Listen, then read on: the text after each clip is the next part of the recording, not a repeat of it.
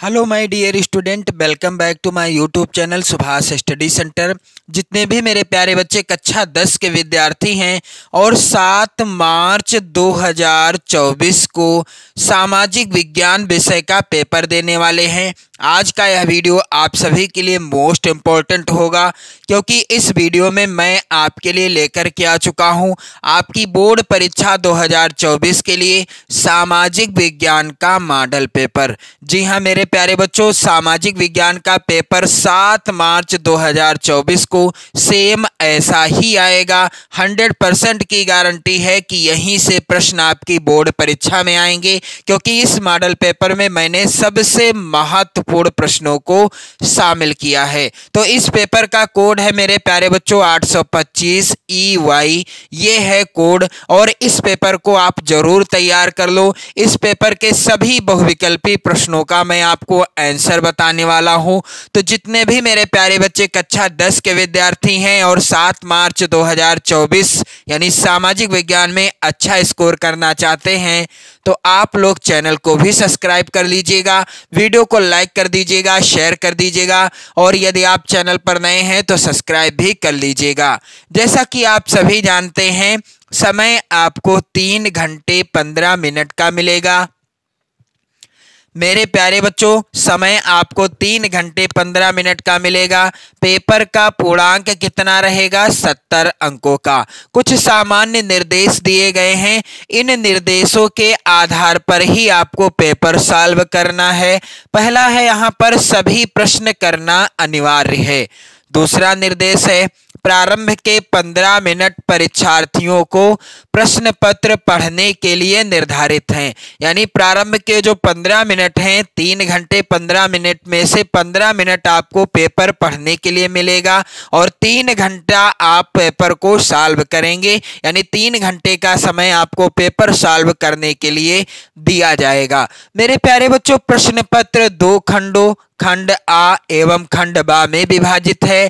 खंड आ में 20 अंक के बहुविकल्पी प्रश्न हैं, जिनका उत्तर कहां पर फिल करना है? आप सभी को OMR सीट पर भरना है। यानी OMR सीट पर 20 बहुविकल्पी प्रश्नों का आंसर आपको फिल करना होगा। यदि आप 20 प्रश्नों का आंसर सही तरीके से कर देते हैं तो आपके 20 नंबर पूरे मिलेंगे। यदि आप सही तरीके से OMR सीट को भरते हैं तो मेरे प्यारे बच्चों, आपसे रिक्वेस्ट है कि आप प्रत्येक विषय में पूछे जाने वाले 20 यानी बहुविकल्पी प्रश्नों की ओर ज्यादा ध्यान दें, क्योंकि यदि आप इनका सही तरीके से उत्तर भरोगे तो एक भी नंबर नहीं कटेंगे, यानी पूरे 20 नंबर आपको मिलेंगे। मेरे प्यारे बच्चों, यहां पर आप ध्यान दीजिएगा, अगला निर्देश है, OMR सीट पर उत्तर अंकित किए जाने के पश्चात उसे काटे नहीं, इरेजर एवं व्हाइटनर आदि का प्रयोग ना करें। मान लीजिए आप आंसर फिल कर रहे थे, पहले प्रश्न का आंसर आपने फिल कर दिया, यानी ए वाली गोली को काला कर दिया, और सही था कौन सा? सी वाला सही था। तो आपको क्या करना है? ना तो इसे इस तरह से काटना है, ना इरेजर का इस्तेमाल करना है, ना ही व्हाइटनर लगाना है। यानी आपसे हो गई गलती तो हो गई, अब कुछ भी नहीं करेंगे आप लोग, क्योंकि स्पष्ट लिखा हुआ है OMR सीट पर उत्तर अंकित किए जाने के पश्चात उसे काटे नहीं, इरेजर एवं व्हाइटनर आदि का प्रयोग ना करें। इसलिए मेरे प्यारे बच्चों, आप OMR सीट को भरते समय काफी ज्यादा सावधानी बरतेंगे। अगला यहाँ पर है निर्देश, खंड बा 50 अंकों का है, जिसके अंतर्गत वर्णनात्मक फर्स्ट टाइप के प्रश्न देखने को मिलेंगे और वर्णनात्मक सेकंड टाइप के प्रश्न देखने को मिलेंगे, एवं मानचित्र से संबंधित भी 2 प्रश्न आपको देखने को मिलेंगे। जैसा कि मैं आपको यहाँ पर बताने वाला हूँ, प्रत्येक प्रश्न के लिए निर्धारित अंक उनके सम्मुख अंकित हैं। और अगला है, दिए गए मानचित्र को उत्तर पुस्तिका में मजबूती के साथ संलग्न करना आवश्यक है। अगला है, दृष्टिबाधित परीक्षार्थियों के लिए मानचित्र कार्य के स्थान पर अलग से प्रश्न लिखने के लिए दिए गए हैं, तो इससे आपका कोई लेना देना नहीं है। फिर इसके बाद मेरे प्यारे बच्चों यहाँ पर आप लोग ध्यान दीजिएगा, खंड आ के अंतर्गत जो बहुविकल्पी प्रश्न पूछे जाएंगे 20 प्रश्न होंगे और 20 नंबर के होंगे। प्रत्येक प्रश्न 1 नंबर का होगा। यदि आप इन 20 प्रश्नों का आंसर सही तरीके से भरते हैं तो आपके पूरे 20 नंबर पक्के हो जाएंगे। मेरे प्यारे बच्चों, पहला यहाँ पर आप प्रश्न देखने से पहले निर्देश पढ़ लीजिएगा। निम्नलिखित विकल्पों में से सही विकल्प का चयन कीजिए। मेरे प्यारे बच्चों, पहला प्रश्न, ये सभी प्रश्न आपको तैयार करना है क्योंकि उन्हीं प्रश्नों को मैंने शामिल किया है जो आपकी बोर्ड परीक्षा 7 मार्च 2024 में 100% पूछे ही जाएंगे।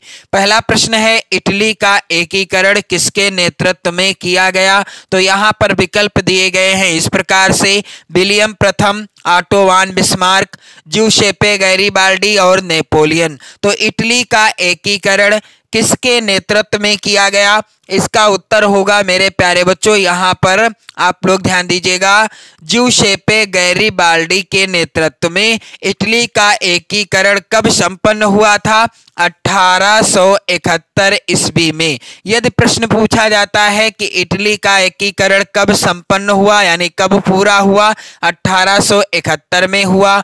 अगला प्रश्न है, 1848 की फ्रांसीसी राज्य क्रांति के फलस्वरूप क्या हुआ? पहला है विकल्प, गणतंत्र की स्थापना हुई। दूसरा विकल्प है सीमित राजतंत्र की स्थापना हुई। तीसरा है विकल्प, निरंकुश राजतंत्र की स्थापना हुई। चौथा है विकल्प, सैन्य शासन की स्थापना हुई। तो 1848 की फ्रांसीसी राज्य क्रांति के फलस्वरूप क्या हुआ? वहां पर गणतंत्र की स्थापना हो गई।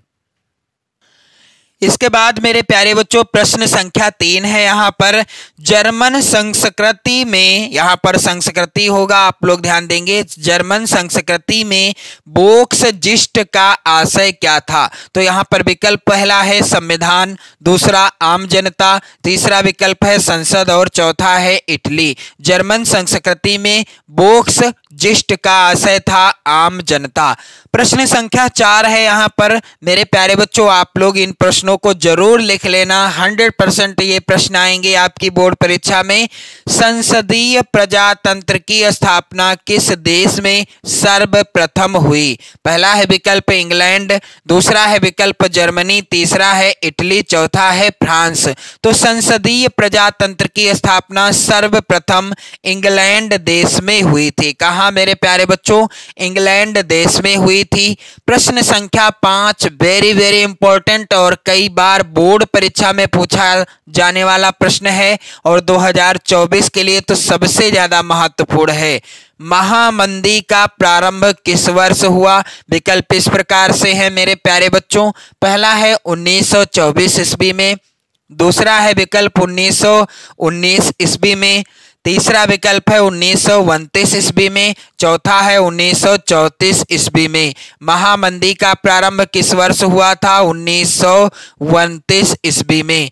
प्रश्न संख्या 6 है, देश की अखंडता तथा एकता के लिए क्या आवश्यक है? पहला विकल्प है सत्ता का विभाजन आवश्यक है, या सत्ता की साझेदारी, या राजतंत्र, या इनमें से कोई नहीं। तो यदि हमें देश की अखंडता और एकता को बनाए रखना है तो इसके लिए क्या अनिवार्य है? सत्ता की साझेदारी अनिवार्य है।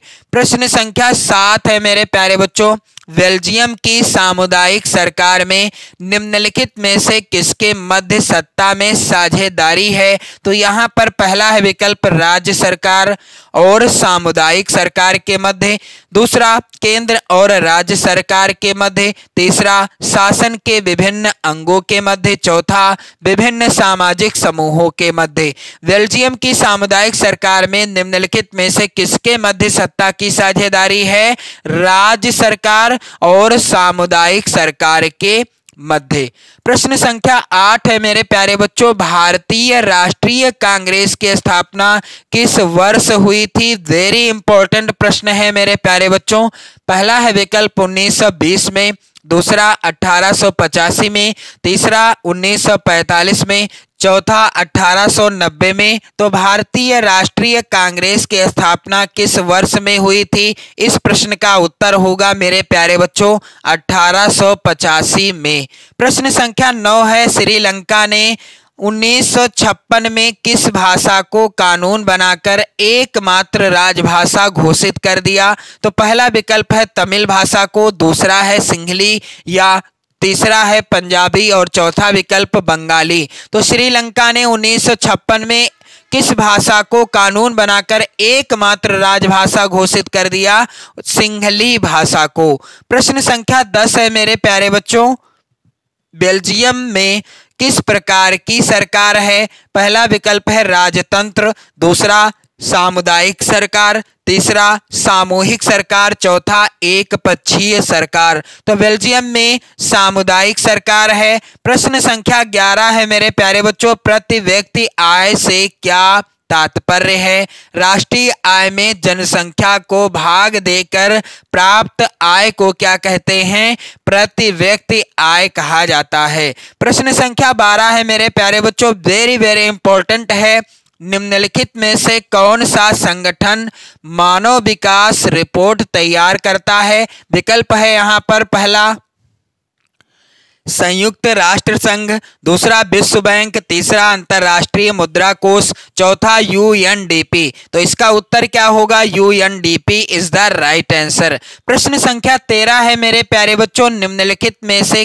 किस औसत आय, यानी किसे यहां पर आप लोग ध्यान देंगे, किसे औसत आय भी कहते हैं? राष्ट्रीय आय को या प्रति व्यक्ति आय को, कुल आय को या ये सभी? तो दिए गए विकल्पों में से किसे औसत आय भी कहा जाता है? इसका उत्तर होगा प्रति व्यक्ति आय को औसत आय भी कहा जाता है। प्रश्न संख्या 14 है मेरे प्यारे बच्चों, निम्नलिखित देशों में से किस देश का मानव विकास सूचकांक 2016 के अनुसार भारत से अधिक ऊंचा स्थान है?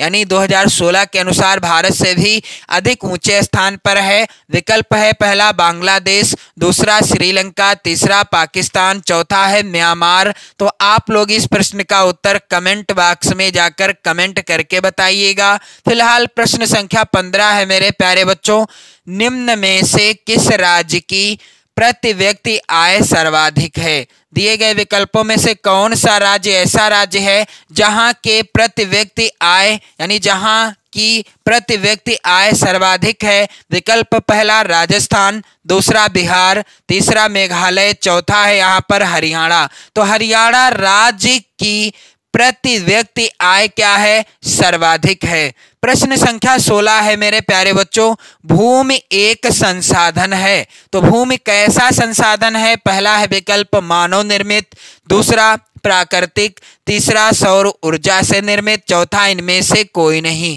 तो भूमि का निर्माण किसने किया? यह कैसा संसाधन है? क्या मानव निर्मित है या प्राकृतिक? तो उत्तर होगा यहाँ पर प्राकृतिक।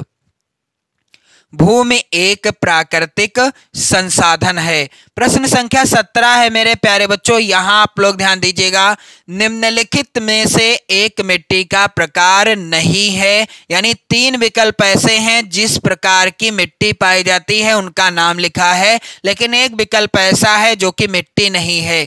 जैसे पहला विकल्प है पीली, दूसरा विकल्प है सीमेंट, तीसरा विकल्प है काली और चौथा है लाल। तो पीली मिट्टी होती है और काली मिट्टी होती है, लाल मिट्टी भी होती है, लेकिन सीमेंट जो है यह किसी भी प्रकार की मिट्टी नहीं है। प्रश्न संख्या यहाँ पर 18 है मेरे प्यारे बच्चों, रियो डी जेनेरियो में पृथ्वी शिखर सम्मेलन का आयोजन किस वर्ष हुआ?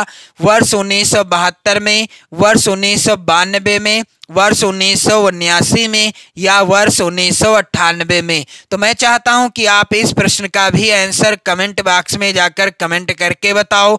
मेरे प्यारे बच्चों, प्रश्न संख्या यहां पर 19 है, पर्वतों पर मृदा अपरदन का साधन क्या है? तो पहला है विकल्प यहाँ पर हिमनद, दूसरा विकल्प है जल, तीसरा है पशुचारण और चौथा है पवन। तो पर्वतों पर मृदा अपर्दन का साधन क्या है? इस प्रश्न का उत्तर होगा जल, क्योंकि जल के कारण ही पर्वतों पर मृदा अपर्दन की क्रिया बहुत तेज गति से होने लगती है। और जल आता कहाँ से है? जब ऊपर से बारिश होती है, यानी प्राकृतिक बारिश के वजह से या अन्य कारणों से भी मृदा अपर्दन में सबसे ज्यादा अहम भूमिका कहां पर? पर्वतों पर जल की रहती है। प्रश्न संख्या 20 है मेरे प्यारे बच्चों, एजेंडा 21 यानी 21 का संबंध किससे है? पहला विकल्प है वैश्विक तापन से, दूसरा है जलवायु परिवर्तन से, तीसरा ओजोन क्षरण से, चौथा सतत पोषणीय विकास से। तो मेरे प्यारे बच्चों, एजेंडा 21 का संबंध किससे है? इस प्रश्न का उत्तर होगा सतत पोषणीय विकास से है। प्रश्न संख्या यहाँ पर आप देखोगे खंड बा के अंतर्गत जो वर्णनात्मक फर्स्ट टाइप के प्रश्न होंगे, जिनका उत्तर आपको लगभग कितने शब्दों में? 80 शब्दों में देना है। तो पहला प्रश्न है यहाँ पर, उदारवाद की प्रमुख विशेषताओं का वर्णन कीजिए। वेरी इंपॉर्टेंट प्रश्न है, आप लोग इन सभी प्रश्नों को जरूर तैयार कर लो मेरे प्यारे बच्चों। सभी प्रश्न आपकी बोर्ड परीक्षा के लिए सबसे ज्यादा महत्वपूर्ण हैं। अगला यहाँ पर अथवा में प्रश्न है, और ये जो वर्णनात्मक फर्स्ट टाइप के प्रश्न होंगे, प्रत्येक प्रश्न होगा 4 नंबर का। तो यहाँ पर अथवा में प्रश्न है, यहाँ पर यूरोप में राष्ट्र के विचार के निर्माण में संस्कृति ने किस प्रकार महत्वपूर्ण भूमिका निभाई? उदाहरण सहित स्पष्ट कीजिए। मेरे प्यारे बच्चों, आप लोग ध्यान दीजिएगा, इस प्रश्न का उत्तर आप करना चाहो तो इसका करो, या पहले का करना चाहो तो पहले वाले प्रश्न का उत्तर करो, जैसा आपको उचित लगे। जो आपको प्रश्न अच्छे से आता है वैसा ही आपको करना है। 4 नंबर का प्रश्न है। अगला प्रश्न है मेरे प्यारे बच्चों, गठबंधन सरकार से आप क्या समझते हैं? वेरी इंपॉर्टेंट प्रश्न है मेरे प्यारे बच्चों। अथवा में भी प्रश्न है यहाँ पर, सत्ता की साझेदारी क्यों जरूरी है? एक तर्क दीजिए। सबसे ज्यादा महत्वपूर्ण प्रश्न है, वेरी वेरी इंपॉर्टेंट प्रश्न मेरे प्यारे बच्चों। और प्रश्न संख्या 3 है यहाँ पर, राष्ट्रीय आय वृद्धि हेतु कोई 3 उपाय सुझाइए। अथवा में प्रश्न वेरी इंपॉर्टेंट है, धारणीयता का विषय विकास के लिए क्यों महत्वपूर्ण है? और प्रश्न संख्या 4 है, सन 1991 में भारत सरकार द्वारा आर्थिक क्षेत्र में क्या परिवर्तन किए गए?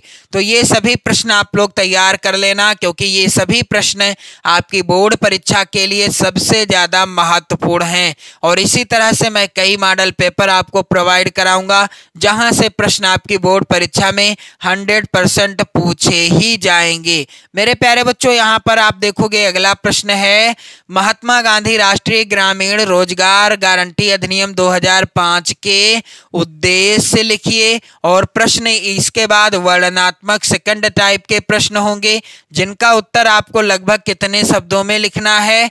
150 शब्दों में लिखना है। अब यहाँ पर पहला प्रश्न क्या है? उस 150 शब्दों के लिए सबसे ज्यादा इंपॉर्टेंट प्रश्न है, व्यापार और निवेश नीतियों का उदारीकरण वैश्वीकरण प्रक्रिया की किस प्रकार सहायता करता है? मेरे प्यारे बच्चों, 6 नंबर का प्रश्न है। अथवा में भी प्रश्न आप देख पा रहे होंगे, चाहे तो आप इस प्रश्न का उत्तर लिख सकते हैं, उपभोक्ता के अधिकारों पर एक निबंध लिखिए। और यहाँ पर आप देखेंगे प्रश्न संख्या 6 है, परिवहन तथा संचार के साधन किस देश की जीवन रेखा तथा अर्थव्यवस्था क्यों कहे जाते हैं? यानी किसी देश की जीवन रेखा और अर्थव्यवस्था क्यों कहे जाते हैं? क्योंकि मेरे प्यारे बच्चों, ये जो प्रश्न है वेरी इंपॉर्टेंट है, आप लोग इसको जरूर तैयार कर लेना। अथवा में प्रश्न है यहाँ पर, गन्ने की खेती के लिए उपयुक्त भौगोलिक परिस्थितियों का वर्णन कीजिए तथा भारत में इसके किन्हीं 3 उत्पादक राज्यों का भी उल्लेख कीजिए। प्रश्न संख्या यहाँ पर 7 है, वेरी वेरी इंपॉर्टेंट है, ऊर्जा के गैर परंपरागत कर स्रोतों का विस्तार पूर्वक वर्णन कीजिए। अथवा ऊर्जा के गैर परंपरागत 4 स्रोतों का विस्तार पूर्वक वर्णन कीजिए। और मेरे प्यारे बच्चों, यहाँ पर भारत में राष्ट्रवाद के उदय के प्रमुख कारण क्या थे और साथ ही साथ महामंदी के कारणों की व्याख्या कीजिए। ये सभी प्रश्न आप लोग जो है तैयार कर लेना, क्योंकि सबसे ज़्यादा महत्वपूर्ण हैं। बस आप लोग वीडियो को ज़्यादा से ज़्यादा लाइक भी कर दीजिएगा। इसके बाद मेरे प्यारे बच्चों, यहाँ पर आप देखोगे मानचित्र से संबंधित प्रश्न आएंगे, जो कि इस प्रकार से हैं। 9 के अंतर्गत निम्नलिखित स्थानों को भारत के रेखा मानचित्र में यहाँ पर चिन्ह भी दिया होगा, जिस चिन्ह के द्वारा आपको दर्शाना है। द्वारा नाम सहित दर्शाइए। सही नाम तथा सही अंकन हेतु 1/2 + 1/2 अंक निर्धारित हैं। तो वह स्थान जहां 1927 में भारतीय राष्ट्रीय कांग्रेस का अधिवेशन हुआ, वह स्थान जहां गांधी जी ने किसान सत्याग्रह का बिहार में नेतृत्व किया, वह स्थान जहां से दांडी मार्च शुरू हुआ, और वह स्थान जहां प्रथम असहयोग आंदोलन हुआ, वह स्थान जहां 1929 में भारतीय राष्ट्रीय कांग्रेस का अधिवेशन हुआ। तो मेरे प्यारे बच्चों, यहाँ पर आप लोग ध्यान दीजिएगा। 9 में 5 प्रश्न हैं और 9 में भी हैं। दिए गए भारत के मानचित्र में निम्नलिखित को दर्शाइए। तो यहाँ पर आप देख पा रहे होंगे, यहाँ पर मैंने प्रश्नों को शामिल किया है। आप लोग वीडियो को ज़्यादा से ज़्यादा लाइक कर दें, कमेंट कर दें, अपने प्यारे प्यारे यहाँ पर कमेंट भी करते रहें। पढ़ते रहें, मस्त रहें, स्वस्थ रहें। जय हिंद।